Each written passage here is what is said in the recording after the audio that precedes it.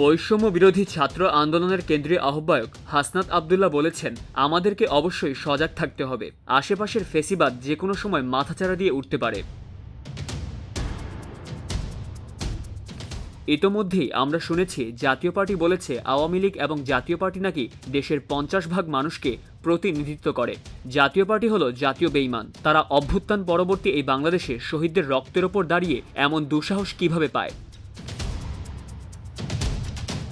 তিনি বলেন, স্পষ্টভাবে বলে দিতে চাই, আওয়ামী লীগ ও তার দোসররা 5 আগস্ট পরবর্তী বাংলাদেশে আর কোনো প্রাসঙ্গিক না এবং প্রাসঙ্গিক হবেও না। শনিবার বিকেলে কুমিল্লার লাকসাম পাইলট উচ্চ বিদ্যালয় মাঠে সংবর্ধনা ও মতবিনিময় অনুষ্ঠানে এসব কথা বলেন তিনি আরও বলেন, আমরা দেখতে পাচ্ছি এই গণঅভ্যুত্থানে যে স্পিরিট নিয়ে ওয়াসিম মুগ্ধ আবু সাইদ রক্ত দিয়েছেন, আমরা এর ক্রেডিট নেওয়ার প্রতিযোগিতায় ব্যস্ত হয়ে গিয়েছি।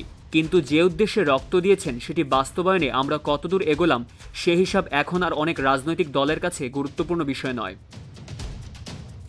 হাসনাত আব্দুল্লাহ বলেন, আপনারা যারা আওয়ামী লীগের পুনর্বাসন করতে যাচ্ছেন, আপনারা রাজনৈতিক স্বার্থে কম্প্রোমাইজ করতে পারেন, কিন্তু যারা রাজনৈতিক হিসাব নিকাশের ঊর্ধ্বে উঠে আমরা যারা এই দেশের টানে রাস্তায় নেমে এসেছিলাম, আমাদের রক্তের ওপর দাঁড়িয়ে আপনাদের ফেসিবাদকে পুনর্বাসন করতে হবে। তবে আমরা যতদিন বেঁচে আছি, আমরা থাকতে এই বাংলাদেশের টেকনাফ থেকে তেতুলিয়া, রূপসা থেকে পাথুরিয়া 1 ইঞ্চি মাটিও ফেসিবাদের জন্য ছেড়ে দেওয়া হবে না।